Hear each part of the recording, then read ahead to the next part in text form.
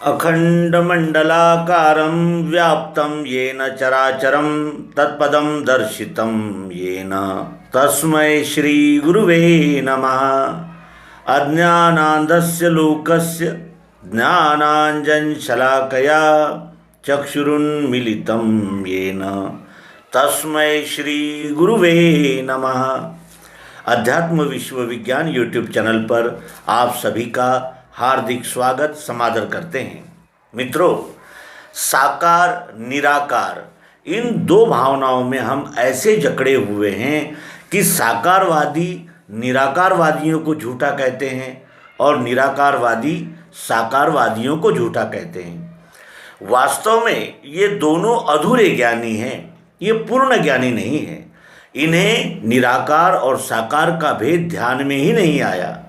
श्वेताश्वेत उपनिषद में कहा गया है कि संयुक्त मेतत् क्षर अक्षरंच, क्षर और अक्षर इनका संयुक्त मिलाप नाम में होता है।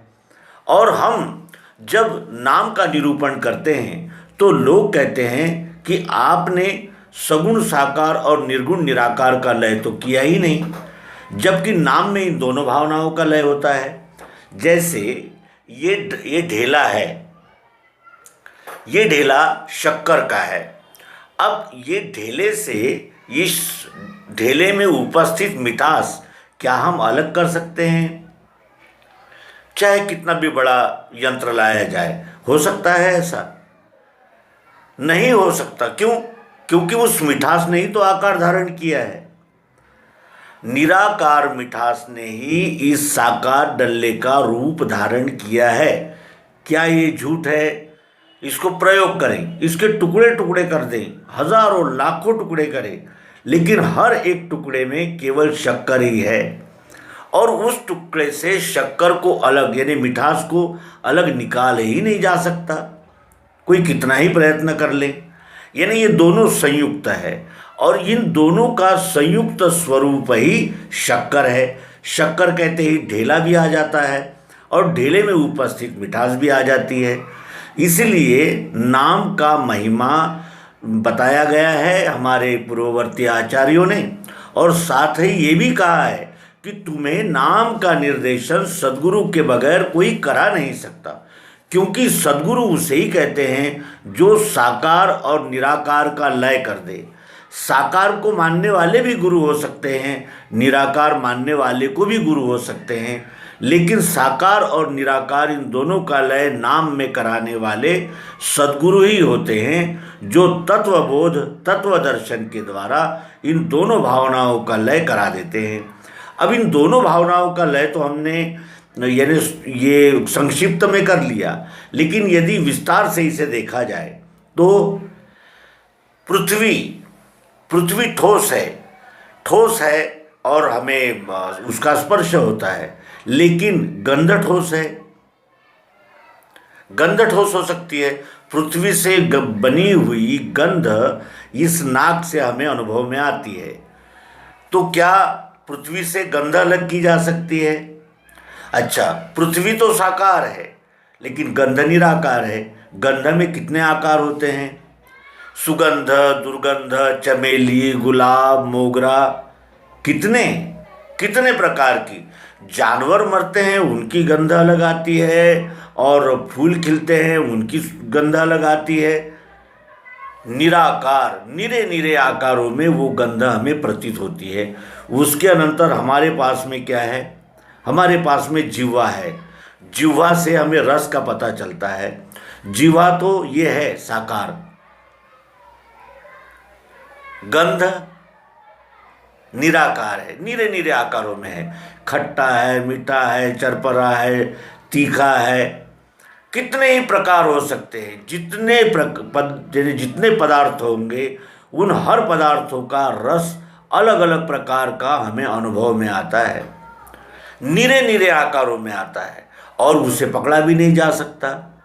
कैसे पकड़ेंगे हम? रस को कैसे पकड़ेंगे? गंध को कैसे पकड़ेंगे?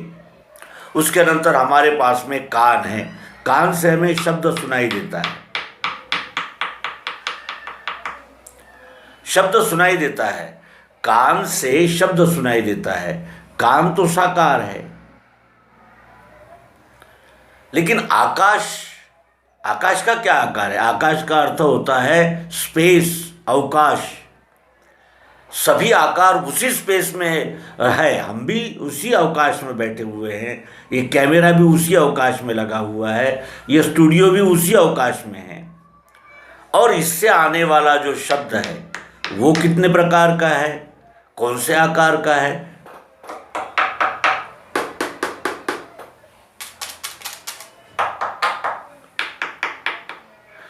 जितने प्रकार, यानी जितने वस्तुओं को हम बजा के, ठोक बजा के देखेंगे, हमें सब में अलग अलग ही आवाज़ शब्द की सुना अनुभूति आती है।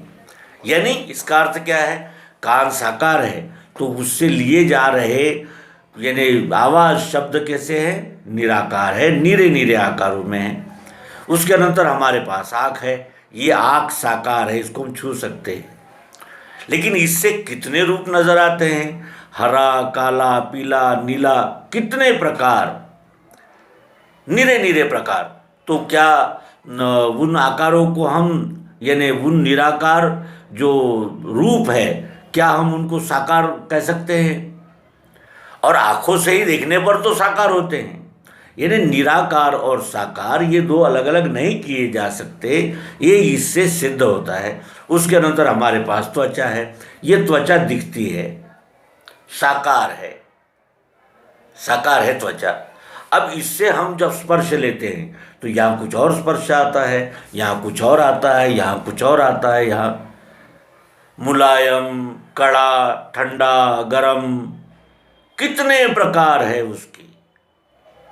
तो आंखें स्थूल है, साकार है, लेकिन उससे अनुभव आने वाले जो रूप है वो निराकार है, नीरे नीरे आकारों में है। असंख्य आकार बन सकते हैं, असंख्य रूप बन सकते हैं। यहाँ इसका रूप ऐसा है तो यहाँ रूप इसका ऐसा है, इसका ऐसा है, इसका ऐसा है, इसका ऐसा है, उसका वैसा है। इसका एक आकार के नहीं है, अनेक आकारों में एक ही रूप नजर आता है। रूप दृष्टि से एक है, लेकिन प्रकार की दृष्टि से निराकार, निरे निरे अनंत प्रकार होते हैं उसके। इस प्रकार हम ये पंच महाभूत, पृथ्वी, जल, अग्नि, वायु, आकाश, इनसे निर्मित आँख, कान, नाक, त्वचा और जीभ, इन पंच ज्ञानेंद्रियों से जो अनुभव लेते हैं वो नीरे नीरे आकारों में असंख्य, अगणित, अखंड है। और इसीलिए संयुक्त में तत् क्षर अक्षरंच, ऐसा श्वेता श्वेतर उपनिषद में कहा गया है। अब इसके आगे और चलेंगे तो सतोगुण है हमारे पास, रजोगुण है हमारे पास और तमोगुण हमारे पास है। क्या हम इसे देख सकते हैं? इसको अनुभव कर सकते हैं, लेकिन छू नहीं सकते। क्यों? क्योंकि ये निराकार है। अब सतोगुण हम में प्रबल हो गया है, इसका लक्षण जो है काम, चाहिए चाहिए चाहिए चाहिए, इसे काम कहते हैं, चाहना। तो इस चाहत को कैसे हम यानी सेटिस्फाई करेंगे, किस तरह उसको यानी उसको निश्चित तौर पर जानेंगे चाहत को? यानी सतोगुण तो एक है, लेकिन उसके प्रकार कितने हैं, कितनी चाहते हैं, चाहत के कितने प्रकार हो सकते हैं। फिर हमारे पास रजोगुण है। रजोगुण हमारी नाड़ी में वात यानी नाड़ी बनकर धड़क रहा है, यानी ऊर्जा दे रहा है, जिससे हमारा मन बना हुआ है। मन तो एक है, और जो मन से अनुभव आते हैं वो कितने प्रकार के हैं। और मन से मन में जब रजोगुण उठता है तो उसका प्रमुख लक्षण होता है लोभ। कितने प्रकार का लोभ हो सकता है? उसकी कोई सीमा है? उसकी कोई सीमा है? धन का लोभ, पद का लोभ, पड़ोसी का लोभ, घर का लोभ, पत्नी का लोभ, बच्चों का लोभ, राष्ट्र का लोभ, भाषा का लोभ, वेश का लोभ, कितने प्रकार हो जाते हैं। इन नीरे नीरे प्रकारों में वो एक ही रजोगुण हमें अनुभव में आता है। फिर उसके बाद हमारे पास तमोगुण है। तमोगुण तो एक ही है, और तमोगुण का लक्षण है क्रोध आना। क्रोध कितने प्रकार का होता है? अनेक प्रकार हो सकते हैं उसके। वही क्रोध जब हम दबा लेते हैं हृदय में, तो वही छल कपट बेईमानी असूया जलन मत्सर द्वेष इस रूप में प्रकट होने लगते हैं। इन्हें मन बुद्धि और अहंकार ये तीनों है, लेकिन जब ये प्रकट होते हैं तो अनंत रूपों में हमारे सामने आते हैं। हम उसका डेफिनेशन नहीं कर पाते। और जब तमोगुण अहंकार, यानी तमोगुण का जो प्रमुख लक्षण है अहंकार, उस अहंकार के कितने प्रकार है? नाम का अहंकार, काम का अहंकार, पद का अहंकार, ऐश्वर्य का अहंकार, कितने प्रकार के अहंकार है। यानी नीरे नीरे आकारों में वह एक ही अहंकार परिलक्षित हो रहा है। और हम इसीलिए ये कहते हैं कि सगुण और निर्गुण, साकार और निराकार दो अलग हो ही नहीं सकते। और क्यों? क्योंकि है ही नहीं। इसके अनंतर हमारे पास ये जो वस्तु है उसके सहित हर वस्तु में प्रियत्व नजर आता है। यहाँ ये प्रिय है खाने के लिए, ये यहाँ देखने के लिए, ये यहाँ सूंघने के लिए, ये यहाँ पहनने के लिए, कैमरा हमारा यानी छवि लेने के लिए, तो माइक हमारी आवाज़ को बुलंद करने के लिए, है ना। मिठास, प्रियत्व, वो प्रियत्व कितने प्रकार का है? उसकी कोई सीमा है? प्रियत्व ही तो है वो भी प्रियत्व ही है, सब प्रियत्व ही तो है। लेकिन कितने प्रकार का है और किस आकार का है, उसकी कोई नाप तोल हम कर सकते हैं? इन दोनों भावनाओं का लय नाम में होता है।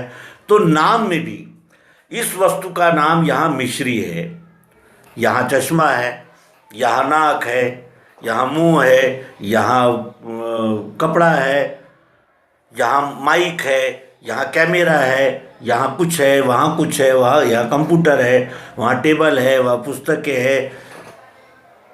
कितने प्रकार के नाम हैं। लेकिन सभी नामों में प्रियत्व है या नहीं? सभी वस्तुओं के नाम है, और जितने वस्तुओं के नाम हैं उन सभी वस्तुओं में कुछ न कुछ प्रियत्व उपस्थित है। इसलिए ये वितंडवाद करना कि साकार और निराकार अलग अलग है, इस प्रकार का वितंडवाद सद्गुरु के बगैर कोई समाप्त कर ही नहीं सकता। और सद्गुरु आह्वान देते हैं, हम सबकी बुद्धि को सद्गुरु आह्वान देते हैं कि आप इस वस्तु से मिठास को अलग कर लो, इस वस्तु से रूप को अलग करो, रस को अलग करो, स्पर्श को अलग करो, शब्द को अलग करो। अलग अलग प्लेटों में रख के देखो, रख पाएंगे हम? क्यों? क्योंकि ये पांचों का कॉम्बिनेशन इस वस्तु में हो गया है। इस वस्तु से ये 5 प्रकार की तन्मात्राएं अलग हो ही नहीं सकती, क्योंकि पृथ्वी जल अग्नि वायु आकाश, इन पंचमहाभूतों का ही सम्मेलन, पंचमहाभूतों का ही कॉम्बिनेशन ये सारा विश्व है।